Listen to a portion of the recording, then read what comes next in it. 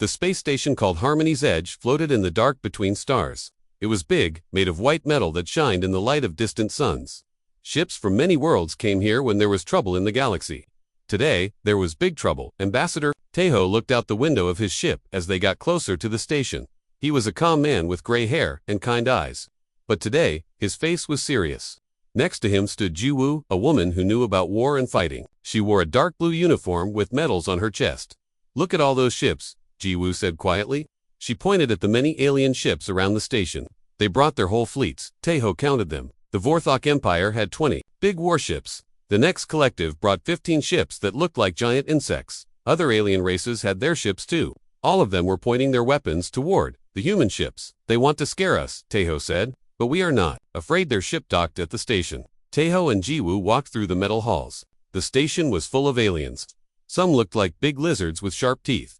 Others looked like giant bugs with many arms. A few looked like fish that could walk on land. All of them stared at the humans as they passed. The aliens whispered to each other in their strange languages. Tejo could feel their angry looks on his back. The meeting room was huge. It had a big round table in the middle. 7 alien leaders sat around the table.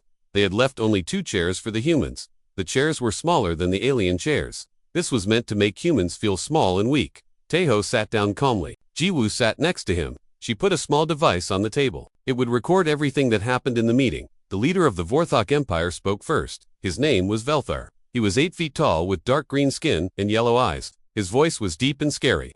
"Humans," Velthar said slowly, "you have been bad children. You have taken too much space. You have built too many colonies. You have made us angry." The other aliens nodded their heads. The next queen, Zixandra, clicked her sharp claws on the table. She looked like a giant ant with 4 arms. Her voice sounded like many voices talking at once. "Yes," she said, "humans spread like a disease. You take what is not yours. You must be stopped." Tejo listened but did not speak. He wrote notes on a small pad of paper. Jiwoo watched the aliens carefully. She was counting how many guards they had brought. She was looking at their weapons. An alien that looked like a walking fish spoke. Next, this was Dalthera from the Madani people. Her voice was soft but angry. "Humans think they are special," she said. "You think you can do whatever you want, but you are young. You are new to space. We have been here for thousands of years." Velthor stood up. He was so tall that his head almost touched the ceiling. He pointed a long finger at Tejo. "Here is what you will do," he said. "You will give up 40 of every 100 colonies you have built. You will share your fast ships with us. You will tell us how you travel so quickly between stars. You will promise to have no more than 50 billion humans in all of space." The aliens all made sounds of agreement. Some growled, some clicked, some made bubbling noises. Velthar continued. "You will also pay us every year. You will give us food, metal, and energy. You will do this to say sorry for taking so much space." Tejo looked up from his notes. "Is that all?" he asked quietly. The aliens were surprised. They expected humans to be scared. They expected begging or crying. "You should be afraid," Zixandra said. Her voice was angry now. "We have many ships. We have strong weapons. We can destroy all human worlds if you do not obey." Jiwoo spoke for the first time. "How many ships?" she asked. "More than you can count." Velthor laughed. "More than humans have ever seen." "Show us," Jiwoo said. The aliens looked at each other. Then Velthor pressed a button. A big screen came down from the ceiling. It showed space around many human colonies. In the space were thousands of alien ships. They were waiting like hunters ready to attack. "We have been planning this for 1 full year," Velthor said. "We know where all your colonies are. We know how many ships you have. We can destroy everything you have built." Tejo looked at the screen. He saw the alien fleets near Earth. He saw them near the farming worlds where humans grew food. He saw them near the mining worlds where humans dug metal from rocks. "You have 3 days," Zixandra said. 3 days to say yes to everything we want. If you say no, we will attack. If you try to run, we will hunt you down." Another alien spoke. This one looked like a big cat that could stand like a person. "Humans are weak," he said. "You have no real weapons. You have no strong allies. You are alone." The meeting went on for 6 hours. The aliens took turns telling humans how weak they were. They told them how the galaxy would be better without so many humans. They showed pictures of human colonies and talked about destroying them. Tejo listened to everything. He asked a few questions but mostly stayed quiet. Jiwoo took her own notes. She drew pictures of the alien weapons and ships. When the meeting finally ended, Velthor stood up again. "Go back to your ship," he said. "Talk to your leaders on Earth. Tell them what we want. You have 3 days, no more." Tejo and Jiwoo walked back through the station halls. The aliens still stared at them, but now the stares felt different. They felt like the looks of predators watching prey. Back on their ship, Taeho sat in his chair and was quiet for a long time. Jiwoo waited for him to speak. Finally, Taeho said, "They think we are children." Yes, Jiwoo agreed. They think we are weak and stupid. They have been watching us for a year. They know where our colonies are. They have big fleets ready to attack. Yes, but they made one mistake. Taeho looked at her. What mistake? Jiwoo smiled, but it was not a happy smile. It was the smile of a soldier who had seen many battles. They think they know everything about us, she said. But they only know what we let them see. Outside their ship, the alien fleets waited in the dark. Inside the ship, two humans began to plan. The galaxy was about to learn something new about the human race. They were about to learn what happened when you tried to make humans afraid. The 3 days were counting down. But Taeho and Jiwoo were not scared. They were getting ready for something the aliens would never expect. Taeho and Jiwoo sat in their ship's secret room. The walls were covered with screens and computers. No alien could hear them here. No alien could see what they were doing. Jiwoo pressed a button. A blue light filled the room. This was quantum communication. It could talk to Earth faster than light could travel. No alien in the galaxy had this technology. Earth control. This is Ambassador Taeho, he said into the microphone. The screen flickered. Two faces appeared. One was Min, the Director of Colonial Affairs. He was a young man with smart eyes. The other was Nari, the Secretary of Defense. She was a strong woman who had fought in many battles. Taeho, Nari said, we have been waiting for your call. What did the aliens want? Taeho told them everything. He told them about the demands. He told them about the threats. He told them about the alien fleets waiting near human colonies. When he finished, Minho shook his head. 40% of our colonies. They want us to give up our homes. They want us to be slaves, Nari said angrily. They want to control how many children we can have. They want our technology. They want everything. Jiwoo leaned forward. There is something else, she said. I have been watching the aliens for months. They have been planning this for a long time. This is not just about territory. They are afraid of us. Afraid, Minho asked. But they have more ships than us. Yes, they have more ships. But we have something they do not have. We have creativity. We solve problems in ways they cannot understand. We adapt faster than they do. This scares them. Taeho nodded. Jiwoo is right. During the meeting, I could see it in their eyes. They fear what we might become. They want to stop us now before we become too strong. Nara's face was serious. How much time do we have? 3 days. Taeho said that is not much time. Minho said, it is enough. Nari said. She turned to someone off screen. Sunho, are you there? Another face appeared on the screen. This was Sunho, the chief intelligence analyst. He was a quiet man who knew many secrets. I am here, Sunho said. I have been watching the alien fleets. They have over 5,000 ships positioned around our colonies. But there is something interesting. They have left their own worlds almost undefended. What do you mean? Taeho asked. They moved all their ships. To threaten us, their homeworlds only have small defense fleets. They think we will surrender without a fight. They think we are too weak to attack them. Jiwoo smiled. Another mistake. Nari looked at her watch. Sunho send the message. Code red. Operation Exodus begins now. What is Operation Exodus? Taeho asked. Something we have been planning for 5 years, Nari said. We knew this day would come. We knew the aliens would try to control us someday. So we prepared. The screen split into many parts. Faces appeared from all over human space. These were the governors of human colonies. These were the admirals of human fleets. These were the directors of human companies. Nari spoke to all of them at once. Operation Exodus is active. You know what to do. We have 48 hours. Begin immediately. The faces on the screen nodded. They all said the same thing. Understood. Beginning Exodus protocol. The screens went dark. Taeho looked at Nari. What happens now? Now we disappear, she said. The aliens think they have us trapped. They think we have nowhere to go. They are wrong. Minho pulled up a map of the galaxy. It showed all the human colonies, all the alien territories, all the trade routes between worlds. Look at this, he said. The aliens see us as invaders. They see us as taking their space. But what do we really do? Taeho studied the map. Red lines showed where human ships traveled. Green dots showed human colonies. Blue lines showed trade between worlds. We connect everything, Taeho said slowly. Human ships carry goods between alien worlds. Human colonies produce food that alien worlds need. Human technology keeps alien machines working. Exactly, Minho said. We are not just another species in the galaxy.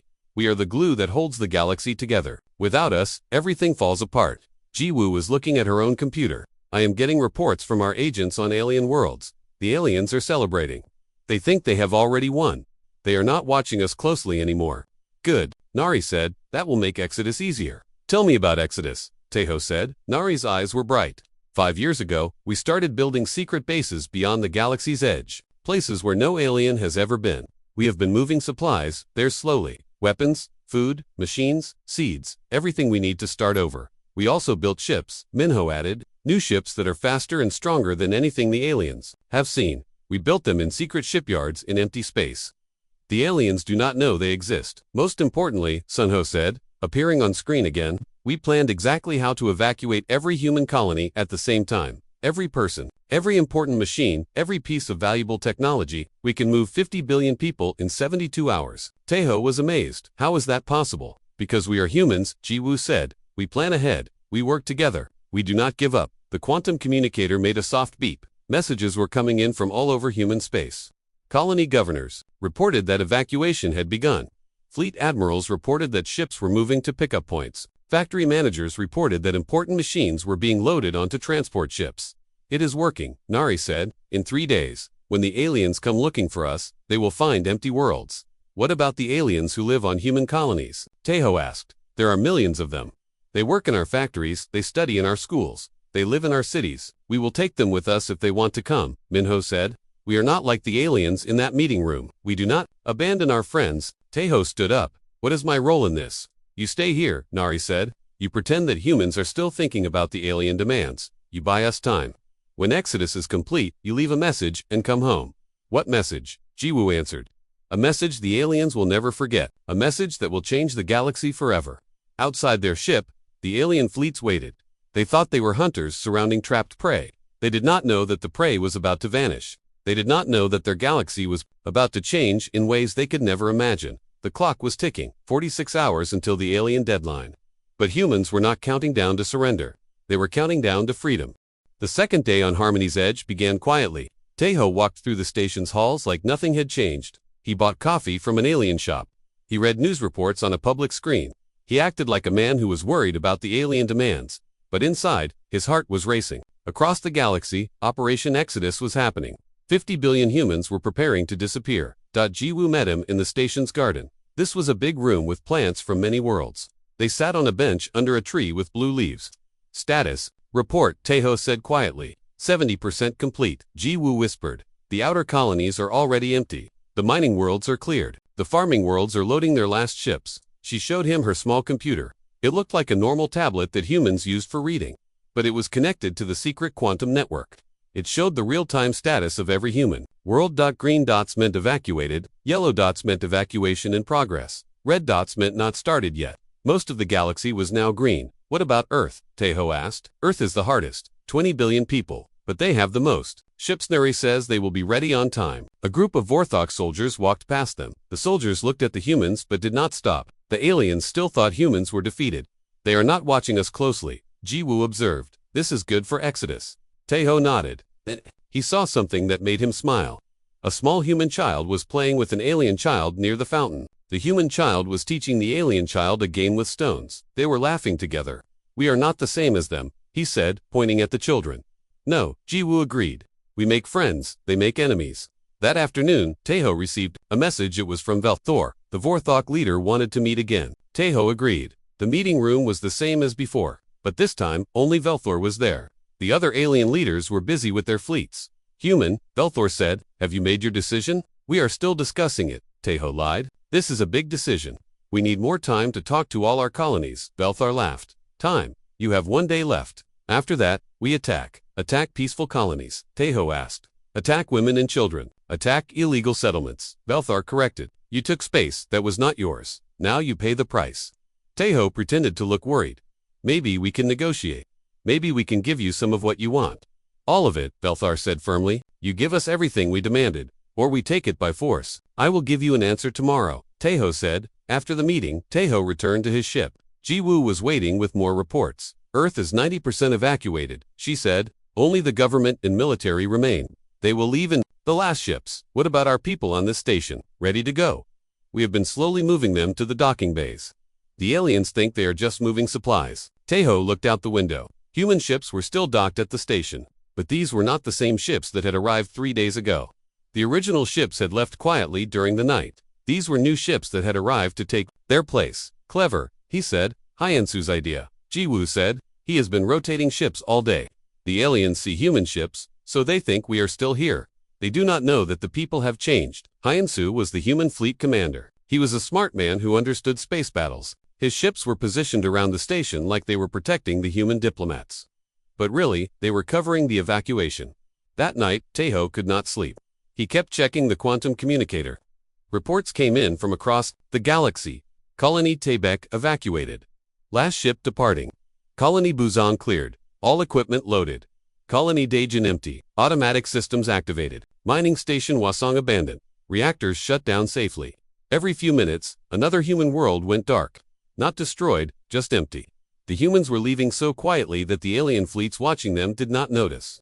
It is beautiful, Jiwoo said. She was reading the same reports. 50 billion people moving like one person, working together perfectly. This is what scares them, Taeho said. They cannot work together like this. Each alien species only thinks about itself. On the third morning, Taeho woke up early. Today was the deadline. Today, the aliens expected an answer. But there would be no answer. There would only be empty space where humans used to be. G-Woo showed him the final report. Every human colony was evacuated. Every human ship was at the pickup points.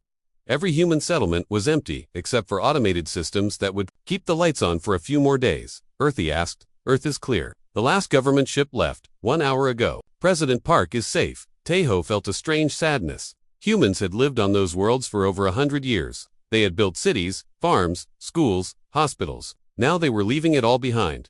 Do not be sad, Jiwoo said. We are not running away. We are choosing our own path. I know, but it still hurts to leave home.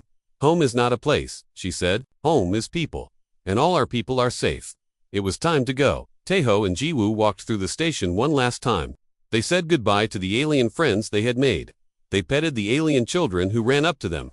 They left gifts for the shopkeepers who had been kind to them. At the docking bay, Hyansu was waiting with the last human ship. Are you ready, sir? He asked.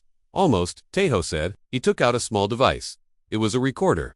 I need to leave a message. He walked to the main communications center of the station. The alien technician there knew him. She was a friendly bug-like creature who had helped humans send messages before. Ambassador Taeho, she said. Do you need to call Earth? No, he said. I need to record a message.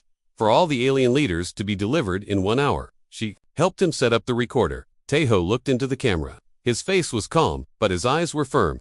Leaders of the Galactic Coalition, he began.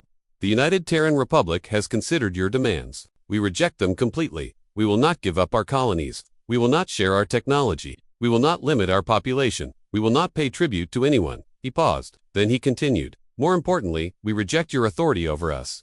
We reject your right to tell us where we can live. We reject your assumption that you can threaten us into submission. His voice grew stronger. You wanted to know what humans will do when cornered. You wanted to see how we react to threats. Now you know, we disappear. We find a new path. We do not negotiate with bullies. He looked directly into the camera. Do not look for us. Do not follow us. We are no longer part of your galaxy. Find your own way forward. Learn to live without us. The recording ended. Taeho gave it to the alien technician. Play this message in 1 hour, he said. Send it to all the alien leaders. She nodded, not understanding what the message meant. Taeho Jiwoo walked to their ship. As they boarded, Taeho looked back at the station one last time. Goodbye, he whispered. The ship detached from the station and flew into space. Behind them, Harmony's edge grew smaller and smaller. Ahead of them was the unknown. In 1 hour, the aliens would get their answer. But by then, the humans would be gone. The galaxy would wake up to find itself very different than it had been the day before. Velthor was eating his morning meal when the message arrived. He was feeling good. Today was the day humans would surrender. Today, the galaxy would learn that the Vorthok Empire was still the strongest power in space. His aide, a young Vorth named Kolvash, brought him the recording device. From the human ambassador, Kolvash said. He said to play it at exactly this time. Velthor smiled. Good, let us hear their surrender. He pressed the play button. Taeho's face appeared on the screen. Velthor's smile faded as he listened to the words. We reject them completely. We disappear. We are no longer part of your galaxy. When the message ended, Velthor was silent for a long moment. Then he roared with anger. What does this mean? He shouted. They cannot just leave. They have colonies. They have cities. They have billions of people. Kolvash was already checking his computer. Sir, I am getting reports from our fleets. The human colonies are ... empty. Empty. What do you mean empty? No people, sir. No ships. The cities are still there, but no one is living in them. It is like everyone just vanished. Velthor could not believe it. He called his fleet commanders. One by one, they confirmed the same thing. Human colonies were abandoned. Human ships were gone. Human space was empty. "This is impossible," he said. "You cannot move 50 billion people without someone noticing." But somehow, the humans had evacuated their entire civilization in 3 days. They had done it so quietly that the alien fleets watching them had not seen it happen. On the other side of the galaxy, the next Queen Zixandra was having the same conversation with her hive commanders. "The human factories are silent," reported Sub-Queen Vexari. "The machines are still running, but no humans are operating them." "The trade ships have stopped coming," reported another Sub-Queen. "Our hives are running out of the materials we need." Zixandra S. for arms moved nervously. The next collective depended on human trade. Human ships brought them rare metals from distant worlds.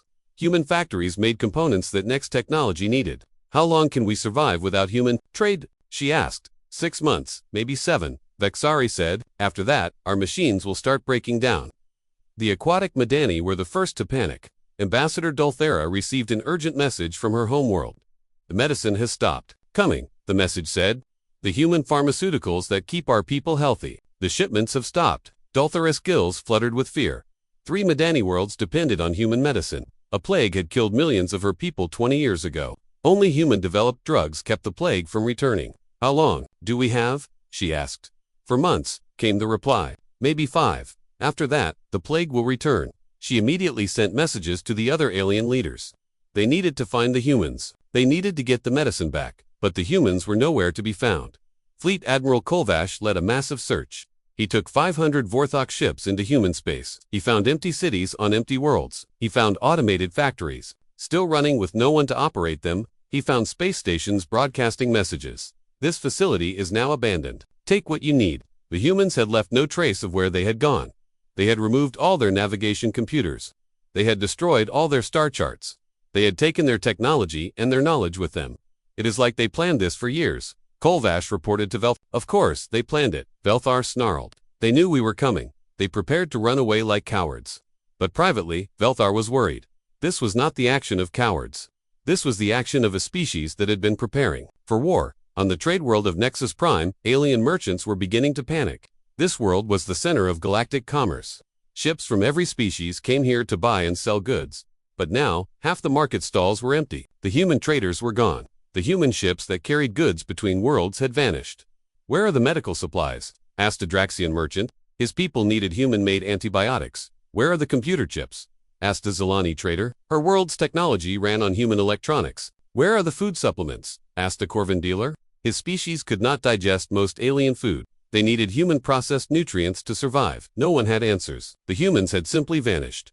3 weeks after the humans left, the real problems began. The Vorthok Empire's outer colonies started reporting food shortages. These worlds were desert planets that could not grow their own food. Human farming worlds had supplied them for 50 years. The next collective's industrial hives began shutting down. Complex machines that had worked perfectly for decades suddenly broke. The humans had been making the replacement parts. Now there were no replacement parts. The Madani homeworld sent desperate messages across the galaxy. The plague had returned. People were dying. They needed human medicine, but no one knew how to make it. Smaller alien species were suffering too. The butterfly-like Flari could not process most foods.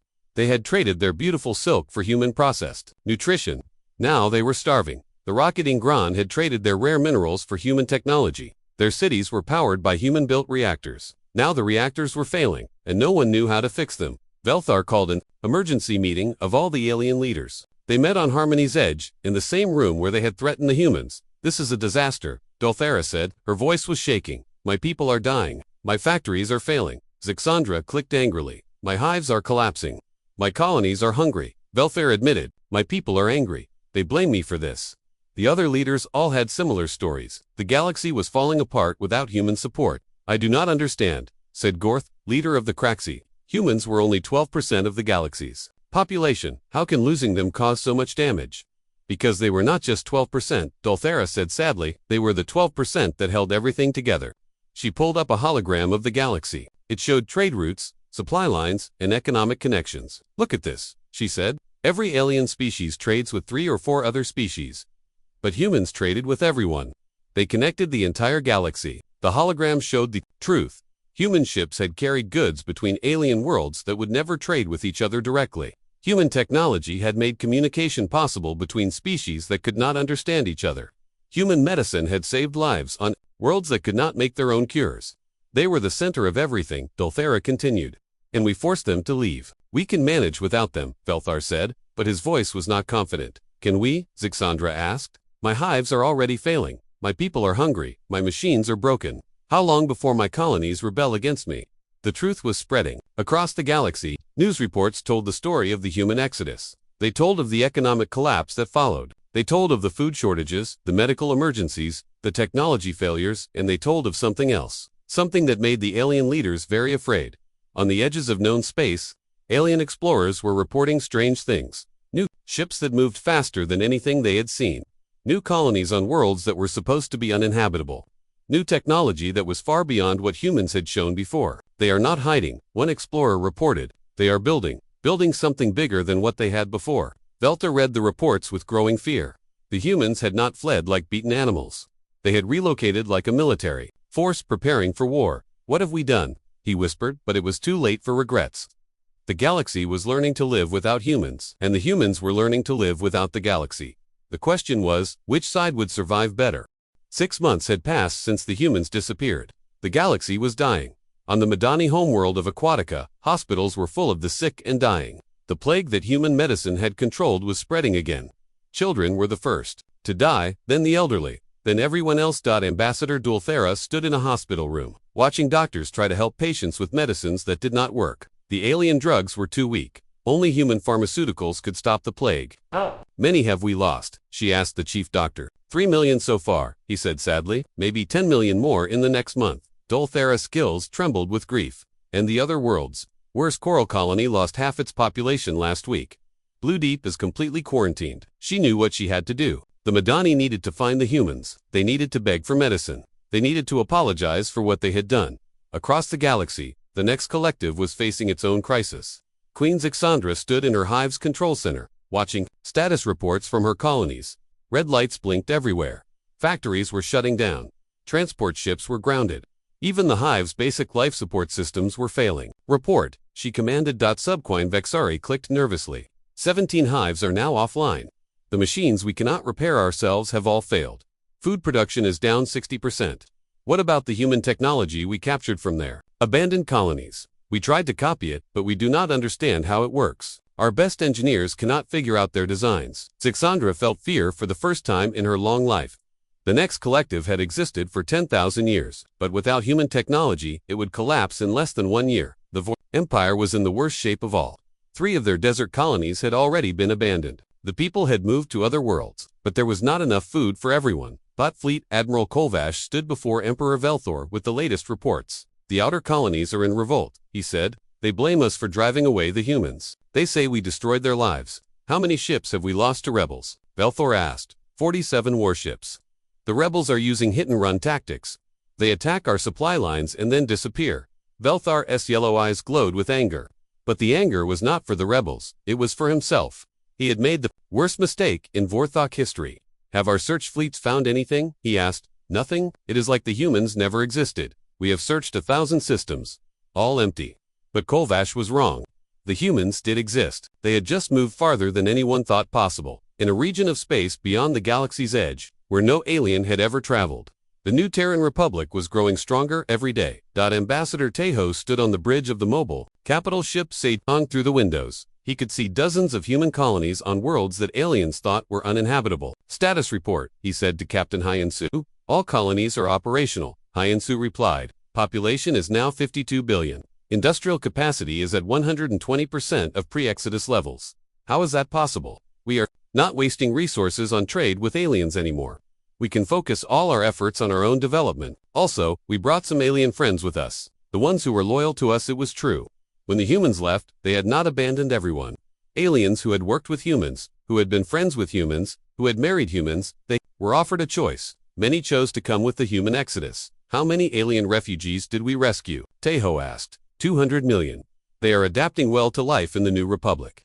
Through the quantum communicator, messages arrived from across human space. The news was all good. Colony New Sol reports successful harvest. Food production exceeds requirements. Shipyards at New Busan have completed 20 new exploration vessels. Research station New Daejin has developed improved faster than light engines. Medical center New Inshin has created enhanced life extension treatments. The humans were not just surviving, they were thriving. Free from the need to limit their technology to avoid scaring aliens, human science was advancing rapidly. But Tejo felt no joy in this success. He knew what was happening in the galaxy they had left behind. He knew about the plague killing the Madani. He knew about the next hives failing. He knew about the Vorthok colonies starving. Sir Hyansu said quietly, "We are receiving communication attempts from the old galaxy. Hundreds of them every day. They want to talk, from whom everyone. The Madani are begging for medicine. The Nex are asking for technical help. Even the Vorthok are requesting negotiations. What about the other species?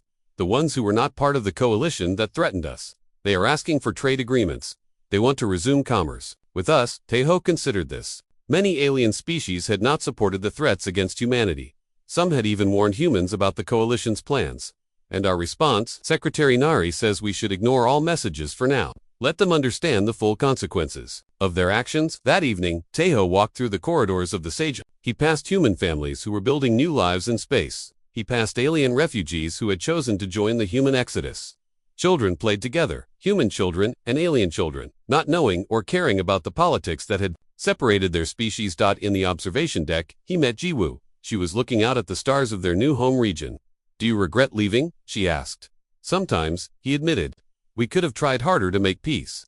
Peace requires two sides to want it." They did not want peace. They wanted submission. But people are dying now. Innocent people who had nothing to do with the threats. Jiwoo nodded. "Yes, but people would have died if we had stayed too. Our people, under alien control, with limited technology, restricted population, forced labor. That is not life. That is slavery." They stood in silence, watching the stars. Finally, Jiwoo spoke again. "They are coming. You know who the aliens are? Our long-range sensors have detected search fleets moving in this direction. They will find us eventually. How long do we have? 6 months, maybe 8. The Madani are leading the search. They are desperate for medicine." Tejo sighed. "Then we need to decide what kind of species we want to be. Do we help them? Do we turn them away? Do we make them pay for what they did?" "That is not our decision alone," Jiwoo said. "The people of the New Republic will vote. Democracy, remember." The next day, Tejo announced that the new Terran Republic would hold a referendum. The question was simple: should humans help the aliens who were suffering in the old galaxy? The debate was intense. Some humans wanted revenge. Some wanted to help. Some wanted to negotiate. Some wanted to stay hidden forever. But as the vote approached, one thing became clear. The humans had changed during their exodus. They had become something new, something stronger. They were no longer the junior species trying to fit into an alien-dominated galaxy. They were the founders of a new civilization, a civilization that would make its own rules. The question was, what would those rules be? In 3 weeks, alien search fleets would arrive at the edge of human space. They would find humans who were very different from the ones who had left the peace talks. 6 months ago, they would find humans who had choices to make, and the galaxy would learn what those choices were.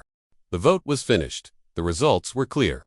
The new Terran Republic had made its choice. Ambassador Tejo stood before the Council of Representatives in the capital ship Sejong. Behind him, a huge screen showed the voting numbers. 68% of humans had voted the same way. "The people have spoken," he announced. "We will help those who need help. We will trade with those who want fair trade. But we will never again accept threats or demands from anyone." Secretary Nari stood up. "What about the coalition species? The ones who tried to control us? They will be treated like any other species. No special punishment, no special privileges. If they want our help, they can ask politely and pay fair prices." The alien search fleets arrived 2 days later. Admiral Hyansu watched them approach on his sensors. There were ships from 12 different species. But they were not war fleets this time. They were exploration ships, medical ships, and diplomatic vessels. They looked desperate, his sensor officer reported. "They are desperate," Hyansu said. "But that does not mean we should trust them." The alien fleet stopped at the edge of human space. They sent a single message: "Please, we need to talk." Tejo decided to meet them, but not on their terms this time. He took a single ship to the meeting point. It was a new human vessel called the King Sejong. It was twice as large as the ship he had used before. Its weapons were hidden but powerful. Its engines could outrun anything the aliens had. The meeting took place in space, with each delegation staying on their own ships. They talked through video screens, not face to face. The alien representatives looked terrible. Ambassador Dualthera had lost weight. Her blue skin was pale and sick-looking. Queen Zixandra's shell was cracked and dirty. Even the mighty Vel looked smaller and older. "Humans," Dualthera spoke first. We need help." "What kind of help?" Tejo asked calmly. "Medicine. My people are dying. The plague has killed 15 million Madani. We need the drugs that only humans can make." "I see. And what are you offering in exchange?" The aliens looked confused. They had expected humans to just give them what they needed. Exchange. Veltar asked. You would demand payment from dying people. I would demand fair trade, Teho replied. You taught us that nothing in this galaxy is free. Remember your demands 6 months ago. You wanted 40% of our colonies, you wanted our technology, you wanted tribute payments. That was different, Zixandra clicked nervously. That was politics. This is also politics, Teho said. You are asking the new Terran Republic for help. We are willing to help. But we are not a charity. Dolthera leaned forward desperately. What do you want? We will give you anything. First, formal recognition of the new Terran Republic as an independent nation. Second, signed agreements that you will never again threaten human colonies or ships. Third, fair payment for any goods or services we provide. What kind of payment? Belther asked. That depends on what you need. Medicine costs one thing. Technology costs another. Military protection costs something else. The aliens whispered among themselves. Finally, Dolthera spoke again. We agree to your terms. Please, just help us. Good, we will send medical ships to your worlds immediately. The medicine will be free this first time, as emergency aid. After that, we negotiate proper trade agreements. Relief flooded the alien faces, but Teho was not finished. However, there are rules. Human medical ships travel under human protection.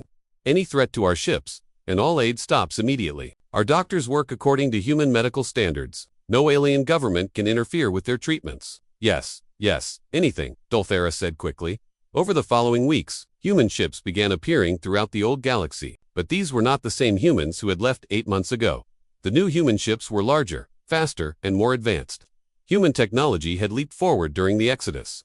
Free from alien oversight, human scientists had developed incredible innovations. Dr. Hannah arrived on the Madani homeworld with the first medical ship. She brought medicines that were better than anything humans had made before. The improved drugs not only stopped the plague but made the Madani stronger and healthier. How is this possible? Asked the Madani chief doctor. These medicines are far beyond what humans had before. We have been busy, Dr. Hannah said simply. When you are not wasting time on politics, you can focus on science. Engineer Sunho led a team to help repair Next collective hives. But he did not just fix the old machines, he upgraded them with new human technology.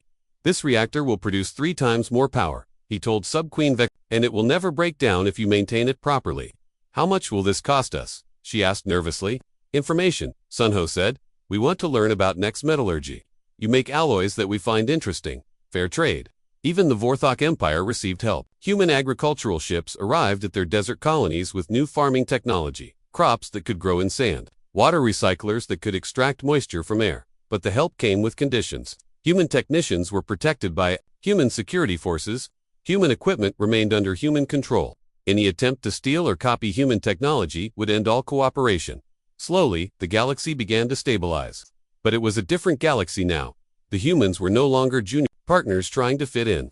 They were the dominant technological power. Other species came to them for help, not the other way around. Trade flowed, but on human terms. Humans sold what they wanted to sell. They bought what they needed. They made their own decisions about where to establish colonies and how many ships to build. The old alliance system collapsed. Instead of a few large empires controlling smaller species, there were now hundreds of independence agreements between species and the new Terran Republic. Some alien species adapted well to the new reality. The peaceful Flari became close partners with humans, trading their beautiful art for human technology. The industrious Gron worked with human engineers to build better mining equipment. But the former coalition species struggled. They had been used to giving orders, not following them. They had been used to taking what they wanted, not asking for it. Emperor Velthor met privately with Teho after 6 months of the new arrangement. This is not what we expected, he said. What did you expect? Teho asked. We thought you would come back eventually. We thought you would want to return to the old galaxy. We did return, but as equals, not as subjects. Your people are different now, stronger, more confident. Exile teaches hard lessons, Teho replied. We learned that we do not need anyone's permission to exist. We learned that we can survive on our own. We learned that our friendship is a gift, not a right. Velthor was quiet for a long moment. Then he asked, what happens now? Now we build a better galaxy, one based on cooperation instead of domination. One where no species can threaten another just because they are bigger or older. And if some species refuse to cooperate, then they are free to go their own way. We will not force anyone to trade with us. But we will also not allow anyone to force us to do anything.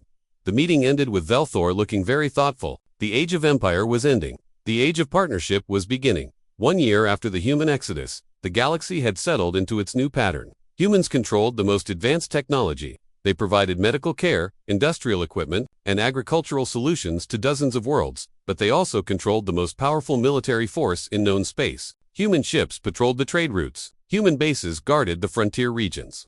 Human fleets kept the peace between alien species. It was not an empire. Humans did not rule anyone.